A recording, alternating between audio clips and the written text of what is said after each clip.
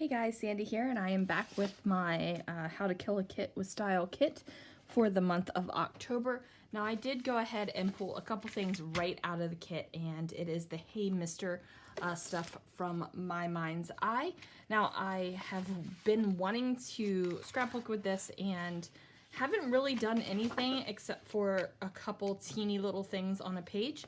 So I want to make sure that I get some of this coppery goodness used up.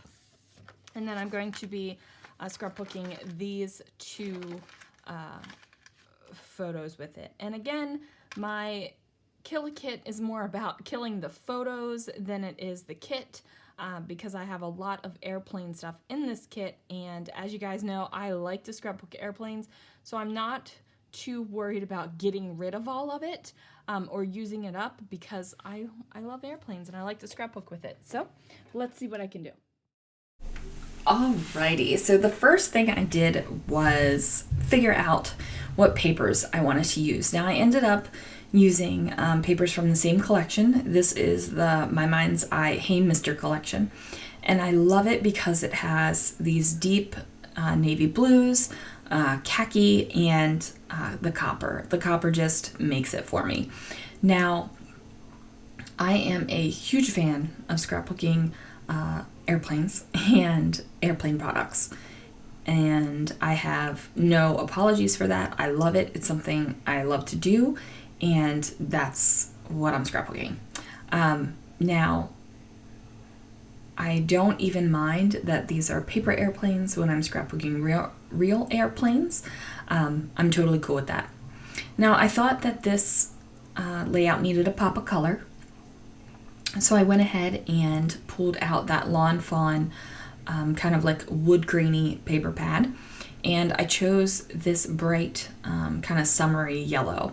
Now the paper pad is 6x6 and the photographs are 4x6, so if I put the photograph straight on the paper pad, there would be no mat on the long side.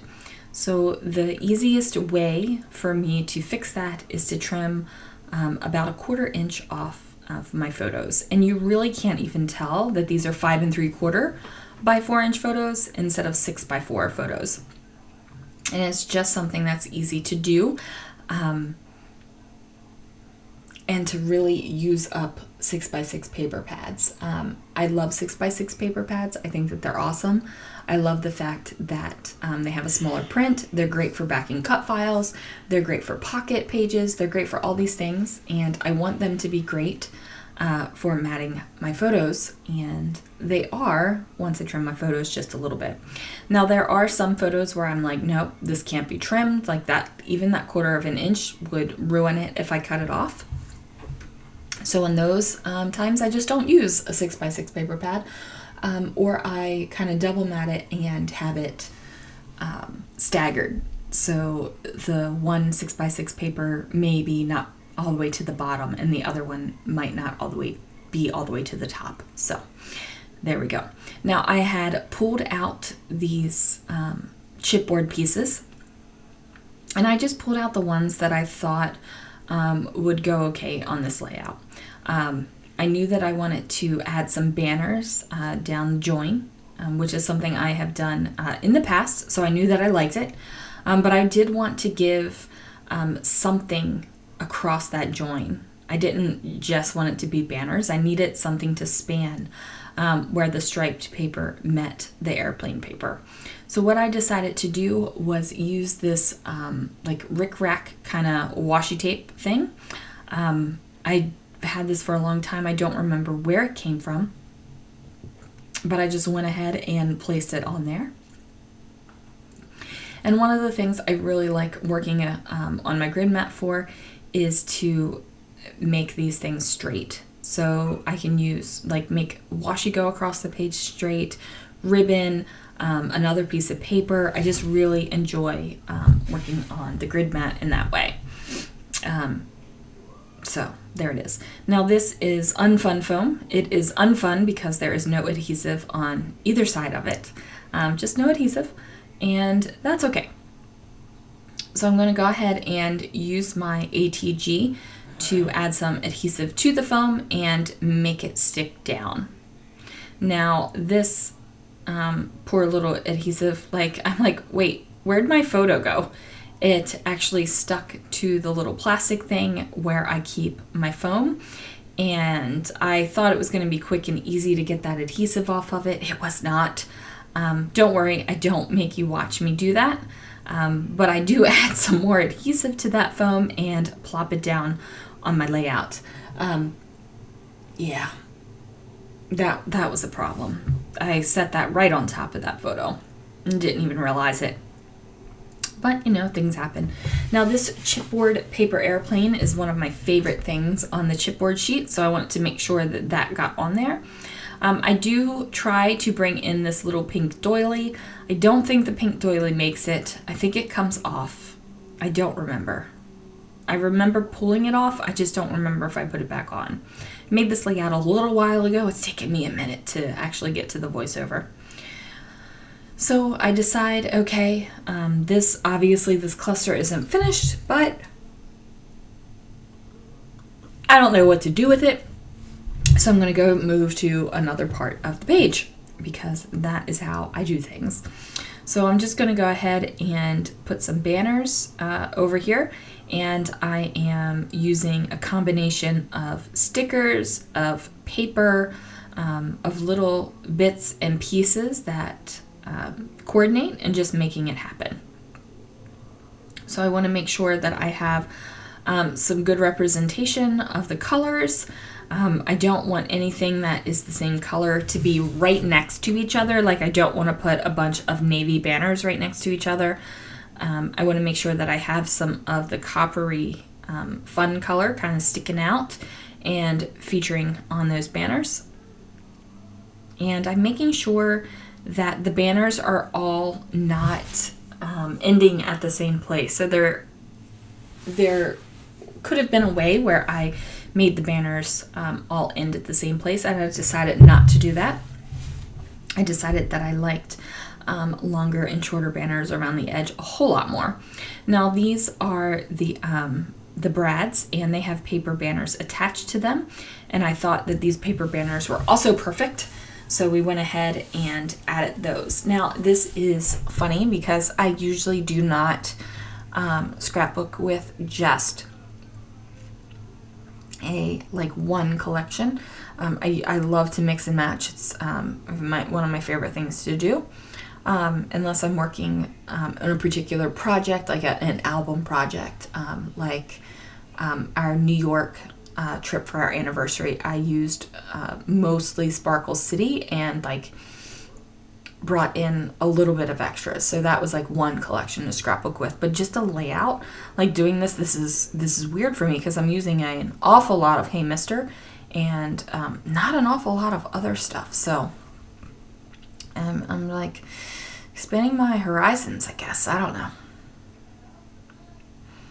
So I'm just looking, trying to figure out how I can wrap this up and get these banners on here and be finished with it.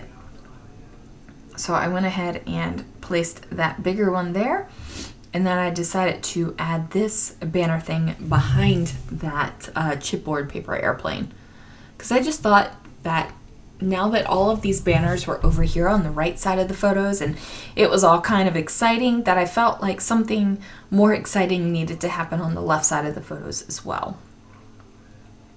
And I'm thinking that this little badge thing that was on the Brad package was perfect. I'm just really, really loving the coppery color. It just makes my little heart so happy. So I'm going to just kind of washi tape that together so that it holds. And I really didn't want it to cover up anything important on the photo, so I make sure that I'm just covering up sky. There is a lot of sky in these photos, which is totally fine since it is, airplanes. They do go up in the sky. And then I decided I really didn't like that where it was. It felt awkward to me because the little banner piece that is hanging down from that paper airplane actually came off of that number 1, and it just felt a little weird. So here I decide to bring in this sticker and not use it for the top, what does it say, top pop? But to just go ahead and use it as kind of a decorative element so that you see those little lines. And I have to say, I love the back side of this paper. Absolutely love it. Like, it is gorgeous, but you know, I really wanted those stripes, so I used it. And that is my biggest tip. Like, if you love something, use it. Unless you are one of the ones that takes your pattern papers that you love and frames it and puts it on your wall and uses it as a decoration, use your papers. Like, don't hoard them. Don't hoard them, because one of two things happen. You end up resenting that paper. Well, maybe a couple things happen. You end up resenting that paper because it's taking up space in your area, or you come to hate the paper because it goes out of style or whatever. Or, you know, you're just happy to have that extra paper sitting there. I mean, who knows? Could be all kinds of things. But I am of the camp of, if you love your paper, use your paper, get it in your albums, get it with your photos. Then that way you can look back and see them. Like, it's fantastic. So now I'm just building up a little bit of an embellishment cluster here, and I'm just trying to figure out where I should be putting these brads, where I should be putting the arrows and the little chipboard words, and it's just a matter of what looks good to you. So you could sit there and be like, okay, I have to find, like follow this design principle. So I should have something big, something medium, and something small in my cluster. Like, that's what I have to do. And by all means, like, make that happen. But I have multiple big things, multiple medium things, a couple small things, and a couple tiny things. Like, do whatever looks good to you. It is not important to follow design principles. What is important is to create something that you like. And notice I didn't say create something that you love, because guess what? You're not going to love every single page you create. You can pretty much like them. There's some that you're just like, but you know what? Stick them in the album and move on to something that you do like. I think sometimes we get so caught up in the fact that the page isn't perfect or it's not coming together like we imagined, that we just kind of stifle ourselves creativity-wise, and then we're just like, I just can't. Like, I can't create. I created this abysmal layout and now I can't create. And yes, you can. Yes, you can. Just put it in an album and move on. You know, out of sight, out of mind. And then when you go back and look at your albums, and most of the time, those pages where I'm just like, it's done, look great in an album. Like, I don't look at that page and go, oh man, that's just not that's not up to my Sandy standard. No, I don't do that. I look at the page and I'm like, yeah, look at those memories. That was an awesome time. So there we go. There's my little inspirational, motivational kind of rambling thing for the day. I tell people at work that sometimes my mouth starts and it doesn't ever stop, and they agree with me. So, you know, sometimes I just get to talking and it just doesn't shut up. And then I get off on tangents and rabbit trails and everything else, and then I come back and I look and I'm like, oh, I've already created half the page and I haven't said a word about it. But, you know, that's just the way life is sometimes. So I am creating a little cluster for up at the top right-hand corner of this page. I felt like it really needed something up there. Now, there are times where I don't put anything like up here in this kind of like white space area. But in this case, it just felt very empty to me. So I felt like I needed to go ahead and add a little bit more fun up in this corner. Plus I have I have the supplies out, so I might as well get it done, right? So I have this chipboard that says, "Hey, Mister," and then I add some banners to it, which is totally cool to do. Love adding me some banners. And then I'm taking it all apart because I felt like I needed to add this banner as well. before I went ahead and stuck it down to the page in a permanent kind of fashion. So I go ahead and I get that done. I'm just recreating how I had the banners here. Now, remember, I did snip that one sticker apart so that it could fit a little bit better. And then I have this little banner sticker that is going to pop in right there. And then I've got this little cluster. Like, look at that. It looks so cute.